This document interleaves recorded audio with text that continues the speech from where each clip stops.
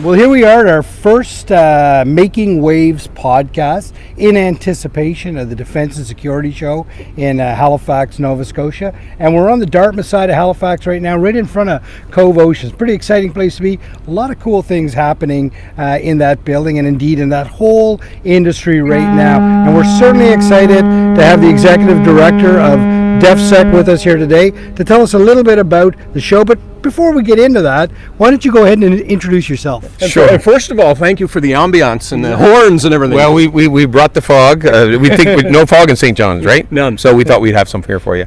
But yeah, we have a ship docking as we speak. But this is one of the beating heartbeats of the industry right now. This Cove Incubation Center is really one of our favorite places right now because it is pushing innovation, pushing new technologies, pushing new talent into the marketplace. So we've been partnering with these guys for years since they've got started, and we're thrilled to be a partner and a tenant here. That's awesome. Colin, there is so much growth in the industry right now. I mean, Jerry and I just had the pleasure yesterday walking through Irving Shipbuilding and watching steel come in one end, and then we walked out the end of the building and the Navy took us on board Margaret Brook and we saw the end product. It's unbelievable, right? And all the technology and everything that's at play on board that ship, and then the follow-on ships, not only for the Navy and the Coast Guard. Tell us about your perspective on the growth in this industry right now. It is very exciting to have a project of this magnitude taking place right here, based in Halifax, but really stretching all the way across the country and beyond when it comes to the economic impact. So that, I think, is awesome to be at the heartbeat, the center of that. So we're pretty excited about that, and it's certainly created an unofficial theme for DEFSEC Atlantic over the last 5-6 years. Right. Now we have other elements that will take place, land elements, air elements, that sort of thing, but certainly Navy has dominated for the last few years, and there's a good reason why. And so DEFSEC, we haven't had it in person in 2 years now, right? That's right. So tell me about what we're going to experience there. Yeah, 2019 we did what turns out to be our last show at the Kennard Center. The Kennard Center at Pier 23 was our home for 17 years. Right. Loved being on the Halifax waterfront. MV Asterix was a special guest star alongside Pier 23 at our last event. But now we're up on Argyle Street, where it's a little harder to get a ship up. But it's at the beautiful Halifax Convention Center. Right. The place just opened in 2018, so it's world-class, state-of-the-art, wonderful facility, and we're really excited to have our largest ever DEFSEC there now. You know, it's funny though, Alan, I'm sure Irving could probably figure out a way to get it up there after what we saw yesterday. they're good at it. Yeah, no. So, the big show coming up, as we talked about, there's great growth in the industry right now. A lot of companies getting involved. There's a great deal of opportunity. Where there's growth, there's opportunity for a lot of people. Talk to us a little bit about the opportunity and what people will see at DEFSEC. Absolutely. So DEFSEC started out as part of the old Shearwater Air Show at the Air Base in the 90s, when Canada was looking for a replacement for the Sea King helicopter. Now, we looked for a replacement for the Sea King helicopter for a long time, but that's good for marketing people. Right. If these programs last forever, that's great. Not so good for the taxpayer. But as we went through the process, all the companies that wanted to sell Canada a helicopter would want to come to the air show. And then in about 2003, we lost the long runway at Shearwater, and we couldn't do the trade show anymore because Canada was coming to a decision when they eventually selected the Sikorsky Cyclone. Okay. So then we were at a decision point. We'd lost our home for our runway for our air show, and the heart of the defense piece of our show was gone. So the air show became a traveling road show, and the defense show moved across into Halifax. Okay. And then we became a 3-environment show. So Army, Navy, Air Force. What was the procurement like for the government? What was a new procurement going to look like after going through the MHP? And how could we play a role in that and continue to help the large contract winners, the OEMs, the tier ones, fill their supply chain with Atlantic Canadian companies? That's our role as a show, is to introduce those two levels. That's an important role, Alan. Well, it really speaks to the opportunity that's out there. Exactly. For sure. So, I mean, with opportunity, right, there's pain points in there. What are some of the big pain points in the industry right now? Well, each element would have its own unique ones, but I think the universal ones right now really touch on a couple of things. security of data, cybersecurity is taking more and more role of all the projects, and human resources challenges.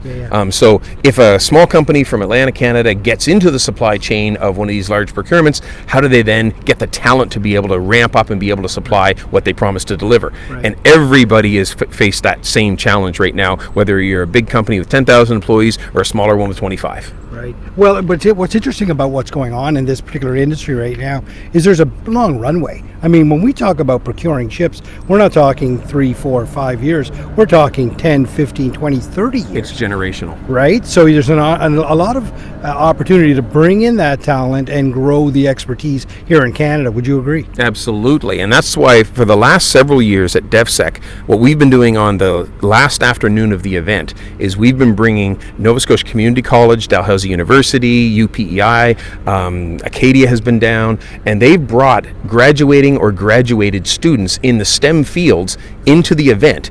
We take them out to lunch, teach them a little bit about the industry, what to expect, and then we release them into the hall on that last afternoon. And we tell all the companies, you bring your HR people in that afternoon for free.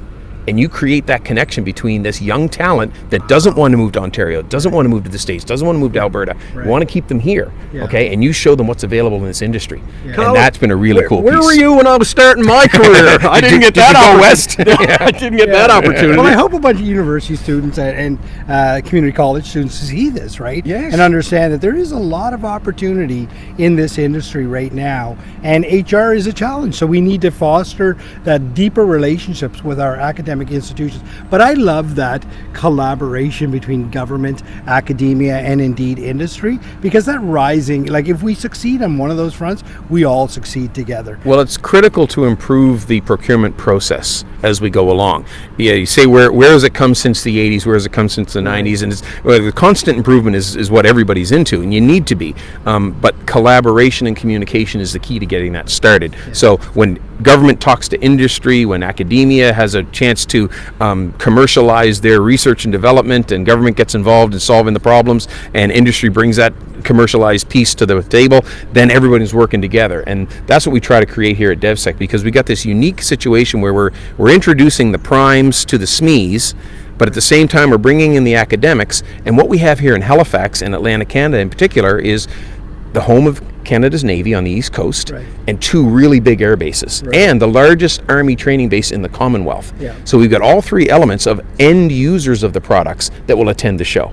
So they're the folks that can walk up to it and say, I push your buttons, I pull your triggers, here's what I think of your product. And they can engage with that end user, not the procurement community in Ottawa, but the end user community, and that's really valuable for the attendees. For me, look, this is new to me. This sounds fantastic because there's learning. I thought it was just networking, but you're talking about learning. Absolutely. Learning right there on the spot. Yeah, that's why it's a high value event for those folks who want to come in and learn more about what the other part of the industry does or needs.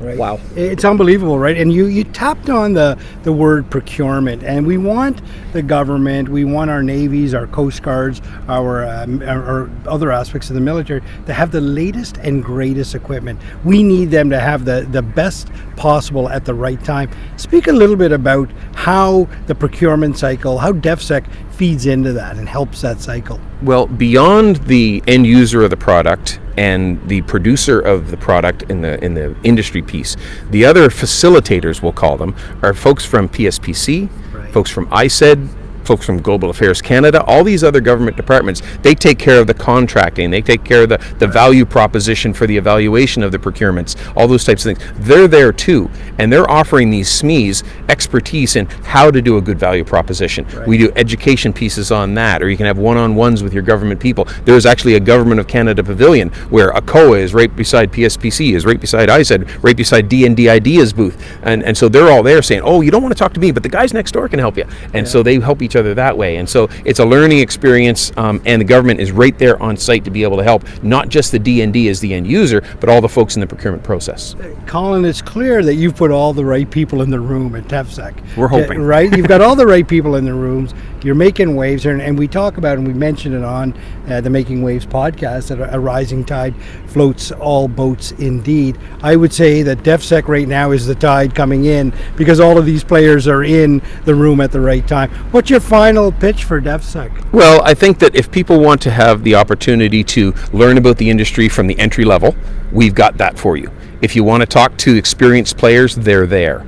And right now we've got, I think, 7 different defense attaches from outside Canada attending. So it's we're from New Zealand, Brazil, Italy, Germany, the UK, USA. These folks are coming as well. And so there's an international flavor to it. Right. And what's really important as we emerge from COVID, but not out of it yet, is that we have this large, thankfully in person, thankfully we're moving into phase 5 and we have a safe environment to put everybody in. You have to have 2 vaccinations to attend. You got to wear your mask when you're in the common areas. But we have this virtual layer, so you can attend virtually at the same time. You don't have to travel to Halifax. You can be at your desk in Ottawa or in Japan, right, and you can attend the event, see all the procurement and sponsor presentations that are taking place, and you can participate in the B2B program. So you can have meetings from your office overseas with the folks that are at DEFSEC now. So we're putting more layers on so we can widen the participation.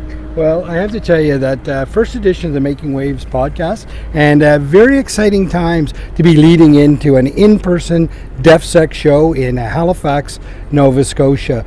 We're certainly going to be there on site for the entire show. Our intention is to interview one person at the top of every hour, both days that DEFSEC is happening. So we're going to get into some really interesting conversations. And Colin, you've certainly paved the way for a wonderful podcast series that's going to happen on DEFSEC, and I'm really looking forward to the show. So thank you very much. We appreciate your guys' interest. Thrilled to have you here.